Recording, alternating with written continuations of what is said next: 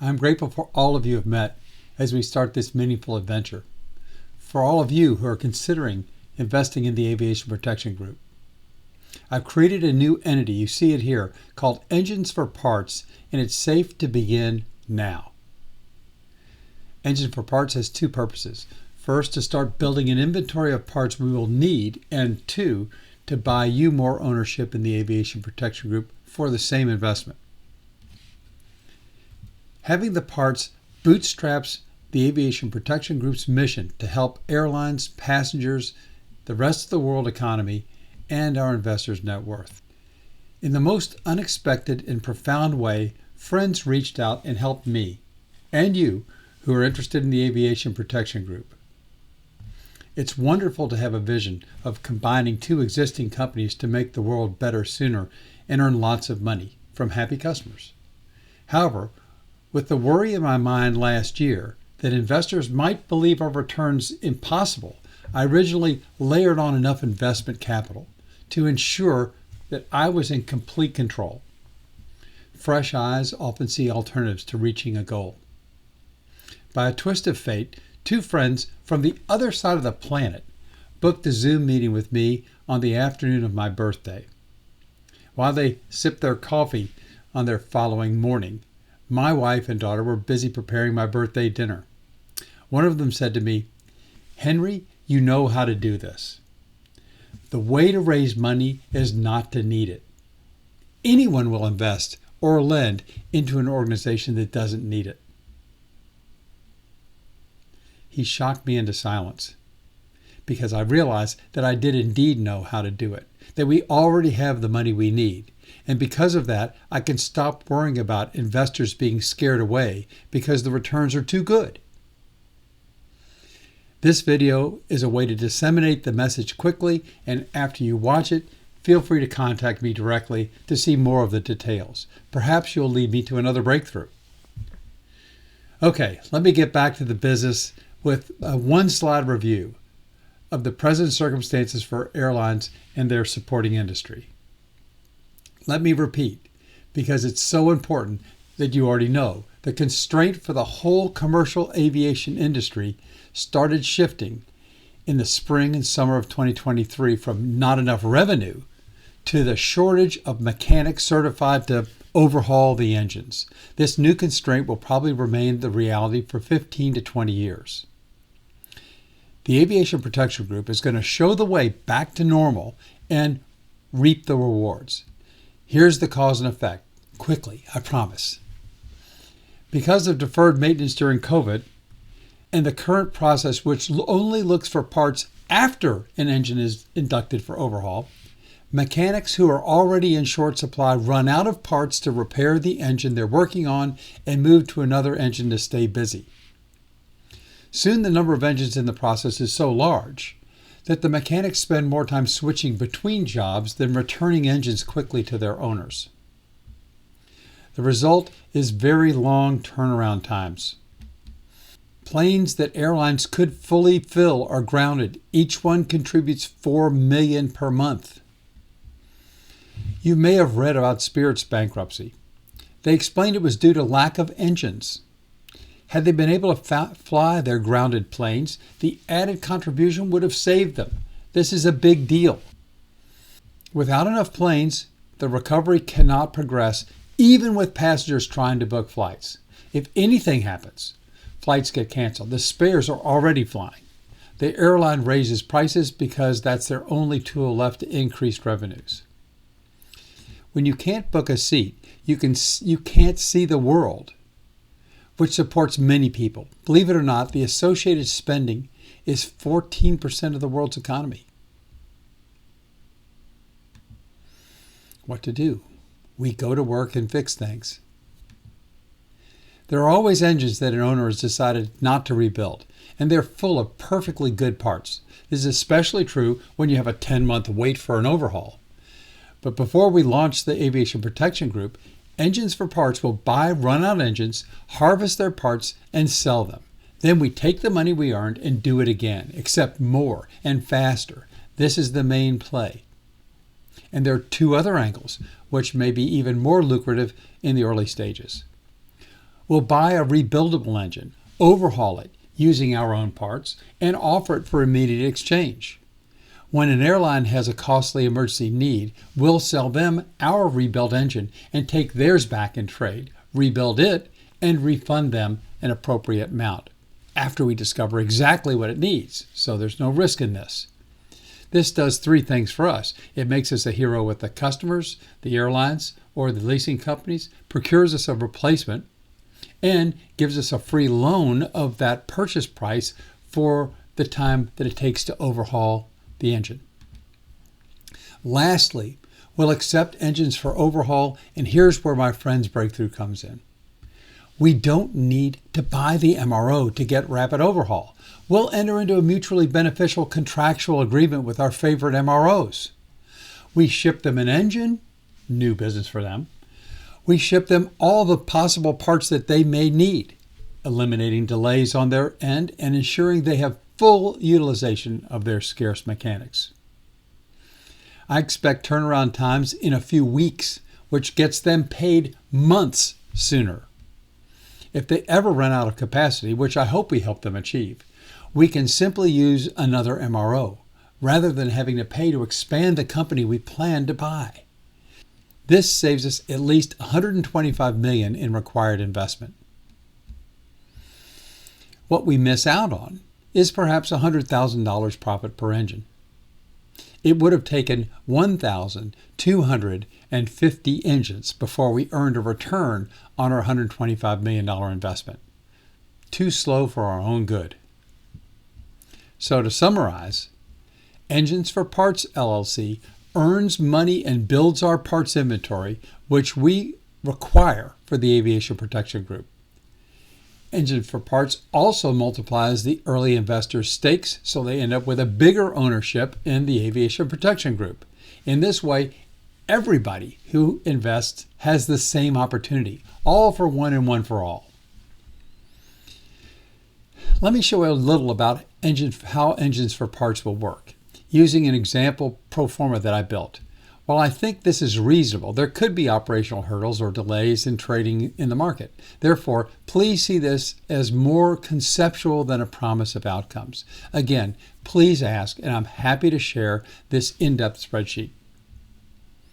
Let's dive in. I circled what the spreadsheet is again. Running 7.2 months into the future is enough to show you the picture. Say we only have 3 investors. When we buy engines, we expect to invest a little less than half that much in future repairs. We repair the fast sellers up front, the parts that really go quickly, like this HPT blade, which I think I have one right here. That's the fastest wear part. And we continue to do other repairs later after a customer expresses interest. In other words, not all of the $9.1 million gets spent before we begin making sales. In this snapshot, just in this month here, we've spent just under $8 million on lot number 1. We expect sales of over $15 million in today's hot market for parts. In the first month you see here, sales are $7.3 million so far. Most sales roll in at the beginning and then tail off. This is very good news for us because we quickly regain the cash we invest and can double down by buying more engines. When I write equal partners, I mean proportionally equal. Investors B and C together will get the same returns as investor A, who invests as much as both of them did. Okay, I've mentioned Jetpower. Here's a 1-minute history lesson for those of you who don't remember who that is. Friends and I started a private equity fund a dozen years ago with something like $6 million. Today, those companies are worth around $200 million. Not too bad. Hawkeye acquired Jetpower along the way, and we like that name better. Investors in Engine for Parts will be equal partners with Jetpower. That means that if we buy $10 million worth of engines, $5 million will come for Engine for Parts checkbook, and Jetpower will pay for the other $5 million. If there are $4 million of repairs required, each side pays half. Engines for Parts will pull from your equity, and Jetpower will borrow from a line of credit secured by our parts inventory. Revenues from sales are also equally split. Each company pays its own expenses. Jetpower pays its staff and the interest on its debt, has to also repay its debt. Engines for Parts will pay management and logistics costs, relatively trivial expenses. Okay, back to the pro forma. This is the same time frame we were looking at before, but further below in the spreadsheet where I account for sales of each owner's cash flow. Notice in the investor balance row right here that investors have almost as much cash as they started with, plus $2.13 million in inventory, which you can see right here. As a rule, red means money spent and black is money coming back to the partnership between Engines for Parts and Jetpower. The middle part shows income, cost of goods sold, and contribution from each sale. Cumulative contribution is a running total. You see cumulative contribution right here, and this is increasing as it goes. Below that shows the current dollar amount of inventory at our cost. At the bottom, I show first delta or change in Jetpower's cash position. After each transaction, then their cash in the bank. Below that, the blue background cells are assumptive. Lenders are considering loaning 65% of the purchase price of each lot of engines. So I use 60% to be more conservative. Changes are due to loans and repayments. On January 15th, right here, $3.78 million was borrowed, which is 60% of this $6.3 million purchase. A month later, on February 14th, Jetpower's half of this $4 million sale gave them the funds to pay off $1.7 million worth of that debt, and still their cash balance increased. Moving ahead in time. You can see on February 20th that we buy another bigger lot of engines. Newsflash, in early March, another investor jumps in. To keep things fair, she doesn't share in the older investments. However, going forward, investor D shares half of everything because she invested as much as A, B, and C together. This allows us to grow faster for everyone's benefit. Onward. Here we do something new. We buy what will be our first exchange engine for inventory. Once the overhaul has finished, we transfer the parts from our various lots, here you see, from these two into this one. And these are the parts that were needed to accomplish its repairs. There's no profit for the investors in lots 2 and 3 for the parts that went into this engine, yet, because those parts remain in inventory, just in a different lot now. Let's jump forward in time again to see when we get to sell this engine and get their exchange back. Before that, and notice that, meanwhile, and here's the sale of our ready-to-fly engine to some poor airline that experienced an unexpected maintenance requirement that blocked them from using a fully booked aircraft. We send them our engine today, they install it on the wing tonight, and they're flying passengers tomorrow. Only one day of cancellations that scramble their passenger schedules and injure the airline's reputation. Whew. Now let's look at the overall picture for each lot and investor after the 7.2 months. And these are the first 4 lots. I think I ran it up to 7. So on lot 1, we expected investor A to get $3.8 million. And that's on his investment of $1.6 million engine purchase plus $0.6 million for repairs. He did better than that. So far, we sold $4.2 million for him. Likewise, lot 3 did better. Lot 2 is still in good shape, but for whatever random reasons, has been slower to hit our targets. Back to investors. They still have inventory at zero cost. As those residual sales are realized, they'll have pure profit. And more good news, what's really nice is the returns on lot 4, which is our engine exchange lot. Look at its gross margin percentage. Let's see this overview now more holistically. How about a picture? Here it is in chart form. The red line is our cumulative contribution shared between the investors and Jetpower. It shows $58 million in contribution to profits.